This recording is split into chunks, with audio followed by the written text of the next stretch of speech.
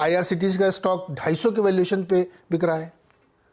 बिल्कुल ठीक कहा आपने। वही जो आपके स्पीकर थे उन्होंने A to I गिनाया, उस A to I का ऑपोजिट साइड ये है कि जो आज पी है स्टॉक की, इंडियन स्टॉक की पी, वो आप कितना भी ग्रोथ रेट ले लीजिए तब भी जस्टिफाई नहीं हो पाएंगे। आपने कहा IRCTC से 200-250, हर कंज्यूमर कंपनी 90 के ऊपर में चल रही है पी, जबकि ग्रोथ रेट 6 है। IT कंपनीज रीवैल्यू हो गई, आके 3540 की पी पे आ गई है, जबकि उनकी ग्रोथ रेट 12-14% है। तो देखिए, इसीलिए मैंने कहा कि ये ना तो ग्रोथ की इशू है, ना ये इशू है कि विश्वास का इशू है हमारे पास में कि ये चलेंगी। बियर मार्केट आती है, डेफिनेटली आती है, मार्केट के करेक्शन आएंगे, और कहां से आएंगे ये भी कोई बता नहीं पाएगा इसको, और तब ये निवेशक जो होंगे उनका टेस्ट तब होगा। बिकॉज आप आज जो स्टॉक खरीद रहे हैं, जो हमने कहा कि स्टॉक खरीदी है, रिकवरी शेप रिकवरी आएगी, आप क्या रिकवरी ग्रोथ रेट करेंगे? 15%, 20%, 25%, 30%, और वो भी रिकवरी ग्रोथ रेट किसकी हो रही है? आप देख रहे हैं स्टील मैन्युफैक्चरर की हो रही है, कमोडिटीज वेदांता की हो रही है, जिससे कि पूरी input cycle of the economy उसका इतना एलिवेटेड हो गया है कि जो इंफ्रास्ट्रक्चर प्रोजेक्ट गवर्नमेंट का 1 लाख करोड़ का होता था पहले, अब वो 1.5 लाख करोड़ की कॉस्ट करने लगेगा जाके सीधा, बेसिकली 40-50-60% हायर। कोल का हालत देख लिया आपने।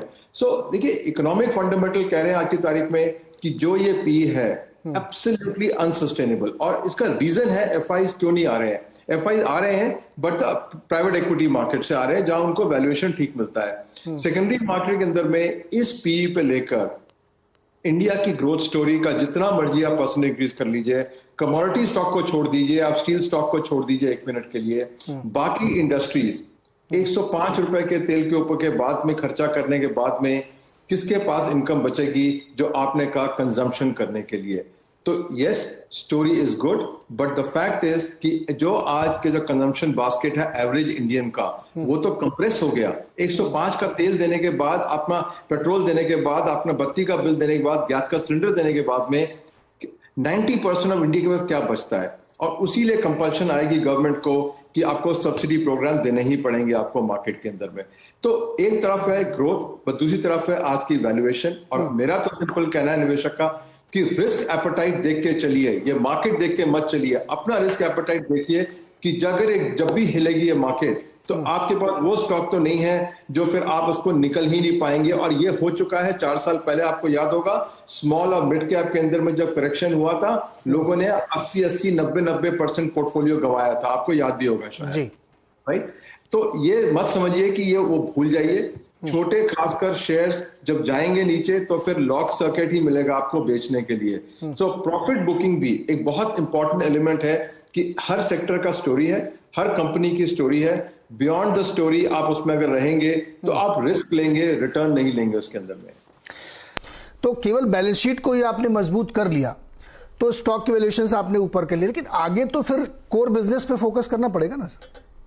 देखिए, कोर बिजनेस का एक इशू है जो इंडिया में, और खासकर इसलिए एबनॉर्मल प्रॉफिट मिलेगा बड़ी कंपनियों को, जो हमारा डेट डिफॉल्ट का जो रूल्स रेगुलेशन हो गए इंडिया में कि प्रमोटर को जेल में डाल दो, उसको बाहर मत जाने दो, इतना सारा आज आपने बैक कर दिया है उसे फियर साइकोसिस और डेट डिफॉल्ट का, कि कोई जेन्युइन लॉस भी करता है और जो लोन नहीं दे पाएगा उसको भी आज प्रॉब्लम है कि यार मैं क्या करूंगा, मेरी फैमिली का क्या होगा, मैं बाहर नहीं जा पाऊंगा, मेरे घर भी बिक्री हो जाएगा, मैं क्या करूंगा। तो उस चलते हुए ये जो एडवांटेज है ये सिर्फ बड़ी कंपनियों को मिल रहा है, बिकॉज उनके पास डेट कैपेसिटी भी है, इक्विटी भी है, वो इसका एडवांटेज उठा रहे हैं। सो जो छोटी कंपनियां हैं आज, और उसका जो निवेश जो देख रहे हैं ये वहीं से आ रहा है। जो भी हमारे लोग थे जो प्लांट लगाते थे, छोटा एक्सपेंशन करते थे, अब सब यही कह रहे हैं कि यार ये प्लांट लगाना छोड़ो, एक्सपेंशन करना छोड़ो, स्टॉक मार्केट में लगा दो, लिक्विड रहेंगे, कोई लोन नहीं है सर के ऊपर में, कोई घर नहीं बिकेगा, आप आराम से रहेंगे।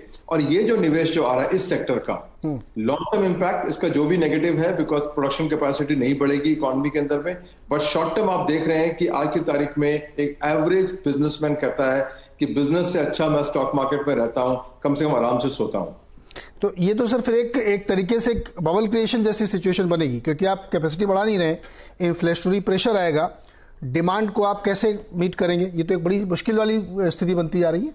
बिल्कुल ठीक है। देखो दैट इज वाई सेड कि इकोनॉमी 5 से 7%, आपका स्टॉक मार्केट कहाँ है, कंपनियां कहाँ है, लेकिन इकोनॉमी अभी भी 5 से 7% की ग्रोथ पाथ के ऊपर में आज है, बिकॉज बेस पे ये आपको नहीं मिल रहा है। जो बेनिफिट मिल रहा है वो सिर्फ टॉप 500,000 कंपनीज को मिल रहा है। उसका बेनिफिट आप इन्वेस्टर भी उठा रहे हैं कि भाई इनकी श्योरिटी हो गई है, प्रॉफिट श्योरिटी हो गया है। तो यही देखेंगे कि जो बेस मैन्युफैक्चरिंग है इस कंट्री का, स्मॉलर स्केल एमएसएमई वगैरह, वो कम होते जा रहा है, लेकिन बड़ा कॉर्पोरेट का प्रॉफिट बढ़ रहा है। तो अगर आप निवेशक हैं इन कंपनियों में, आपको मुनाफा तो हो गई।